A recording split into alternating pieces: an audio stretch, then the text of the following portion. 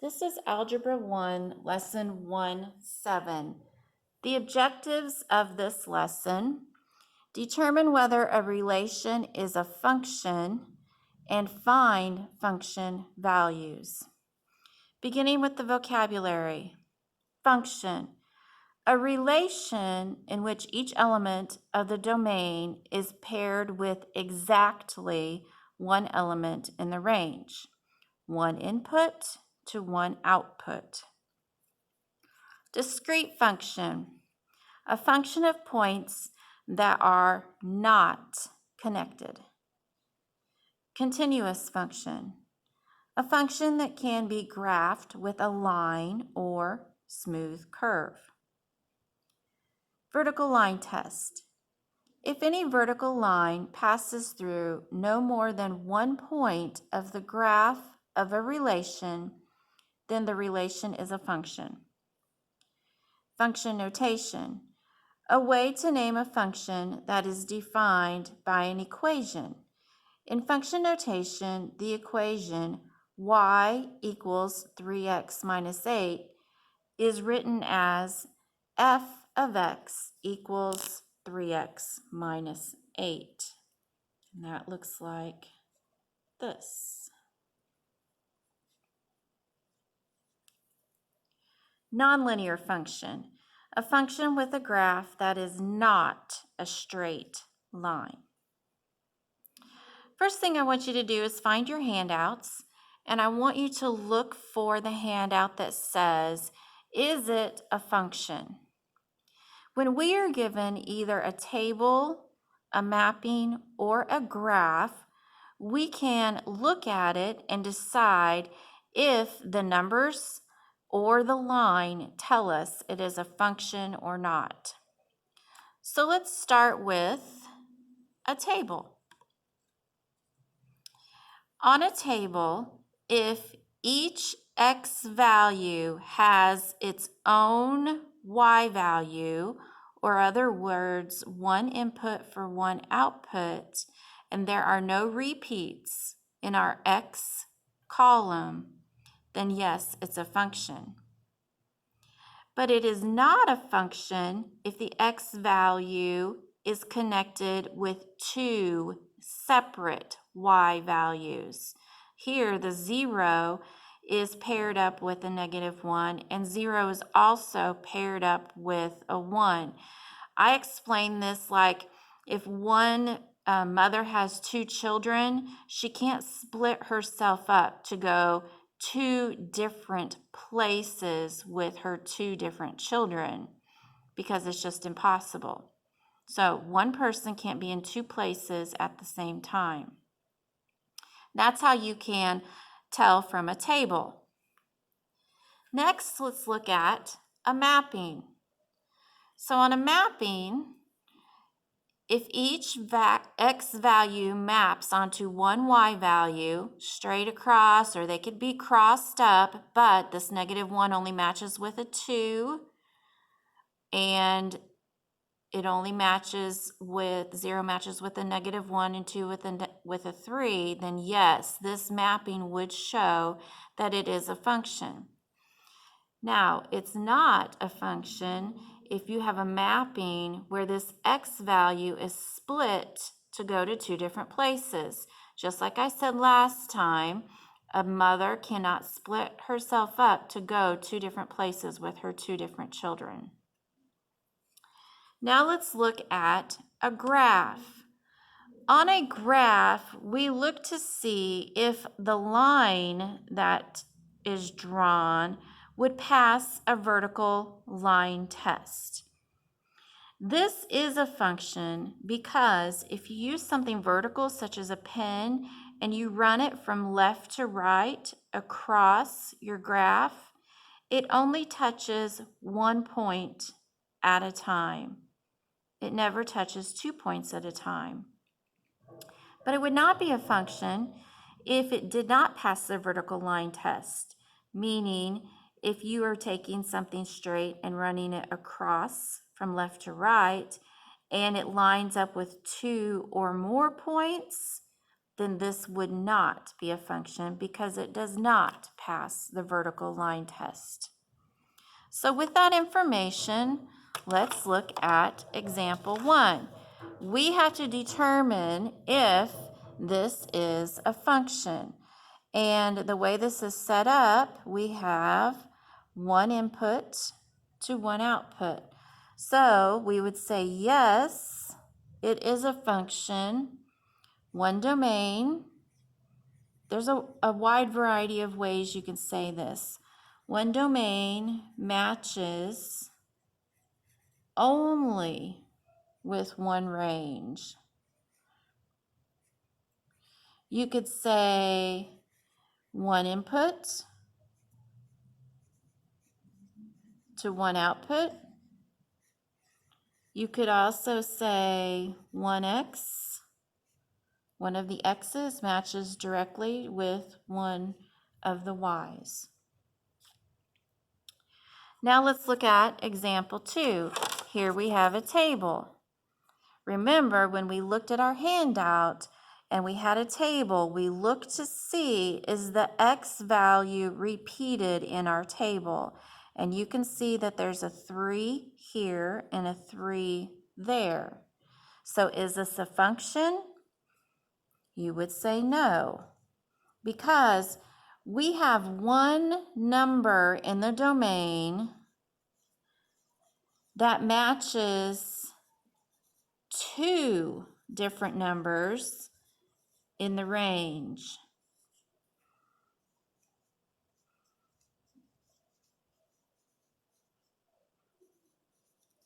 You could also say this as one input matches two different outputs, or one x value matches two different y values. Now let's look at example 3. This has part A, B, C, and D. This is a real-life situation. There are 3 lunch periods at school. During the first period, 352 students eat. During the second period, 304 students eat. And the last period, or third period, 391 students eat. We're going to make a table showing the number of students for each lunch period. I'm going to make a horizontal table because I don't have a whole lot of room here. And what 2 things are going to be represented? The lunch periods. And what do we know about each lunch period? We know the number of students. So let's label our lunch periods. Lunch period 1, 2, and 3. The number of students in the first lunch period was 352. In the second lunch period was 304. And the third lunch period was 391. Now we are going to do part B, determine the domain and range. Remember, domain, these are our x values. That's what's in our top line in our table. And range would be our y values. So domain, written as a set of numbers from least to greatest, would be 1, 2, 3. And range, as a set of numbers from least to greatest, would be 304, 352, 391. Now we have part C. We're going to take this information and we're going to write it as a set of ordered pairs. So let's make our set. First lunch period had how many students? 352. Second lunch period had 304. And the third lunch period had 391. Now we're to make a graph of this. Look at your x values. Remember, x is your horizontal axis. Your y values are your vertical axis. So we have x and we have y. Our x values are 1, 2, and 3. Actually, I forgot the 3 up here. So I'll put them down here. 1, 2, 3 for my x values. Then we have the values 352, 304, and 391. There's several different ways you could number your y-axis. I'm going to make a little break in my y-axis. And I want to start with 300. Simply because I'm in the hundreds here, and I want to be able to show the difference between these three numbers. So if I'm going from 300 to 400, maybe I want to separate it with 350, just so I get a good idea of how to graph these points. So point number 1 measures 352 on the y-axis. Point number 2 measured 304 on the y-axis. See, I'm coming up just a little bit above 300. And point number 3 measured 391. I believe that's going to be pretty close to 400. So there are your points. These are the students over here. And 1, 2, 3 represented the lunch periods. Now let's move on to part D. Is this function discrete or continuous, and explain? If you look back at your definitions, discrete says that these could not be connected. Continuous says they could be connected with a straight line or a curve. Well, I don't see that we could make a straight line out of these 3 points or a curve, so it would not be continuous. Instead, we would call this discrete. And what was the reasoning on that? Cannot be a straight line, or what else? Or smoothed curve. So, discrete. A lot for example 3, parts A, B, C, and D. The rest of these are going to be pretty short. Let's look at example 4. These are equations written in function notation, which means we're going to have a variable. It could be f, it could be g, it could be h, it could be a. Any of those, it's usually f, g, or h. And inside, we have the variable that is within the expression after the equal sign. So the function of x is 3x minus 4. We need to find the function of 4.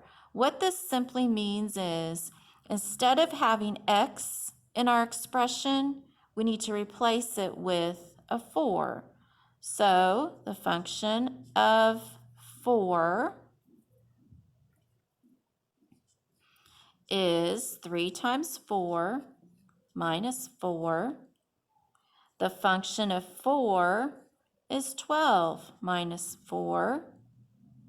And the function of 4, finally, is 8. Now let's look at example 5. This one you really have to be careful because we are working with a negative number. Please use parentheses when you substitute this. So we're finding the function of negative 8. Substitute negative 8 for x and go ahead and solve. Function of negative 8 is, we have to do multiplication first, negative 16 plus 5. So the function of negative 8 is negative 11. Example 6. We are finding the function of t. Even though we have an h here, we're still writing this in function notation. And the expression is 1,248 minus 160t plus 16t squared. Now this is going to be a little different. Our answer will have a z in it because we don't just have a number inside of our parentheses. So if we substitute, we have 1,248 minus 160 times negative 8 plus 16 times negative 8 squared. So we need to go back to our order of operations. We need to simplify this. What would you do first? You would square the negative 8. Be careful on your calculator. I would put in parentheses negative 8 and then square it. If you just put in negative 8 without the parentheses and square it, it may just look at the 8 and then square it and put the negative sign at the end. But we know that a negative times a negative is a positive, so we're going to get a positive number right here. 8 times 8 is 64. Bring down the rest of your expression.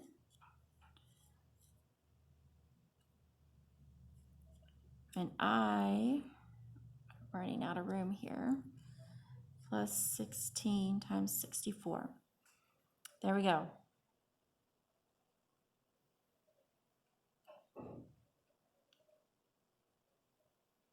And I don't know why I am substituting negative 8 for h.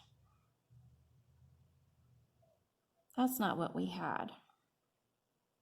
So let's try this again. Instead of negative 8, which I don't know where that came from, we're going to substitute 2z.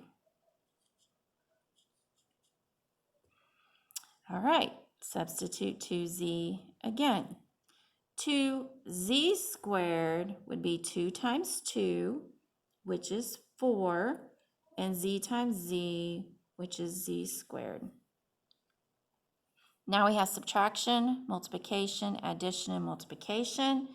According to order of operations, we can do multiplication next. So we have 1248, and then negative 160 times 2 is negative 320. Don't forget about your z. And 16 times 4 is 64, z squared. Is this simplified? It is, because these are all separate terms. This does not have a labeling of either z or z squared. This one's only z, and this one is z squared. So that's your final answer.